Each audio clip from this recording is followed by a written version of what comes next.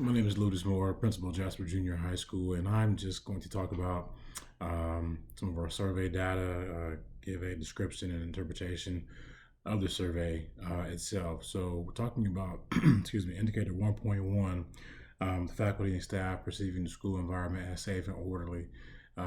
Reviewing and breaking down the data with our faculty teammates, it was important that we first knew what we were seeing, understood the terms, clarified what they meant, and that we all had an understanding of the journey ahead. The mean being what we all know is the average of the number in terms of ratings, the most common number or response, and the slightly trickier term to understand, the standard deviation, which tells us how spread out the data is from the mean. For us, we're looking at areas with low ratings, as this tells us that either our practices are not giving us the results that we want, or there's a general confusion regarding those practices and clarification may be needed. We're also looking for items that have a standard deviation of 1.0 or higher, as this also communicates the need for clarification or revisiting of practices. And in some cases, abandoning those practices and creating new practices or norms that will give us the results that are desired. So, as for our surveys, we provided surveys to 35 faculty members, one administrator, 13 parents, and 346 out of 418 students. Surveys differ in one area, that being the students were only given one survey item to rate. And that item was, I know what to do if an emergency happens at school, being a tornado, fire, lockdown, or medical emergency. The parent, faculty, and administrative surveys were pretty much all the same. So, in looking at our survey data, we have the administrator section of it, and then we have teachers and staff survey items. So, the administrator section, they were all fives, but we sometimes, as administrators, kind of view things a little differently, or we have a different take on how things are operating. So, we look down to the teacher and staff survey items. And they're almost they're pretty spot on to what the administrator felt in this case. So our school is a safe place, safe, orderly, clear specific rules and procedures in place, knowing the emergency management procedures for the school, how to implement those, and practicing those things, and then also being updated on a regular basis of these practices. So all of these items from teachers, they surveyed well over 4.5, with the most common or frequent answer being 5 for these areas. There was no standard deviation of 1 or higher, so our data was pretty compact, not spread out. But this was done with all our faculty members, and again, the results are pretty similar to how the administrator felt. Now, this is no indication that things are perfect for the school. There are some areas of growth. There is one specific area of growth that we noted at the beginning of the school year.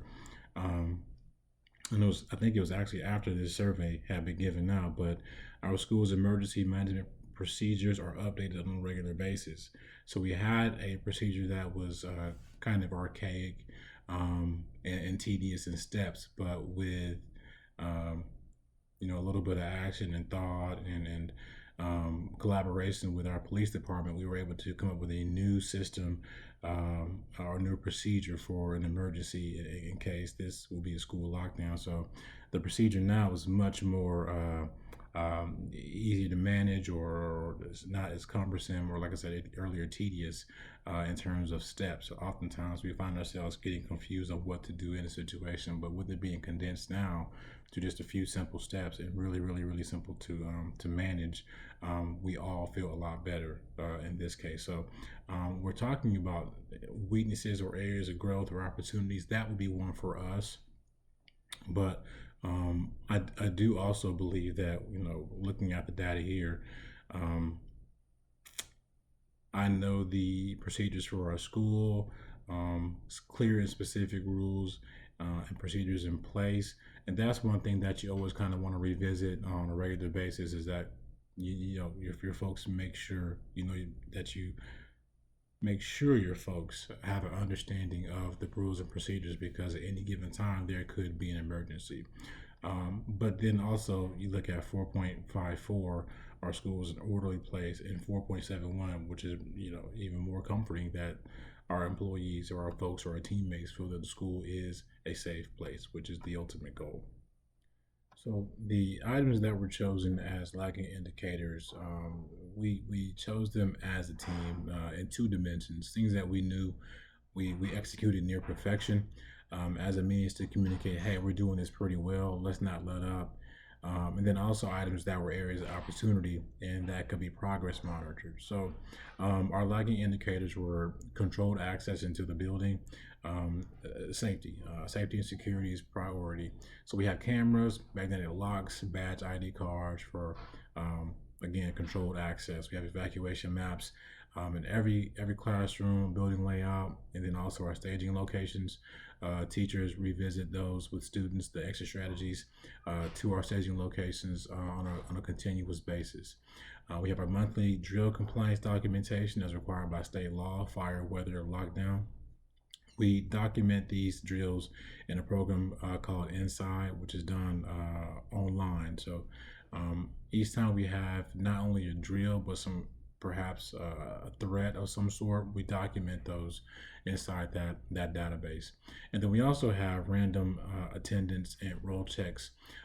So we want at any given time, um, an administrator or our attendance clerk will check classroom roll, and it should be at least 90% school wide, not for the class, but for school wide. 90% of our folks should have their roll posted, randomly checked. So we randomly check and we see that a classroom hasn't posted their attendance, and we call the classroom teacher and say, hey, um, please post your attendance really quickly so we can be sure that we have all of our students accounted for. Now, also, our teachers are really good about sending out emails faculty wide if they're missing a student that they know is here for the day. So that also gives us a chance to make sure that we know where our kids are, because sometimes we have kids that are going to see maybe perhaps a therapist, or going to see the nurse, or going to see a sports trainer. So it's really important that we know where our kids are, and that we're taking a role. And that was an area of growth for us. Some places is more difficult. PE has a lot of kids, so that was an area of growth for us. Then also some of our fine arts like band and also choir. Those were areas of growth that we had to make sure we're taking attendance, because those classrooms or the class sizes for those classes are large. So um, those that was the rationale for these lagging indicators being selected.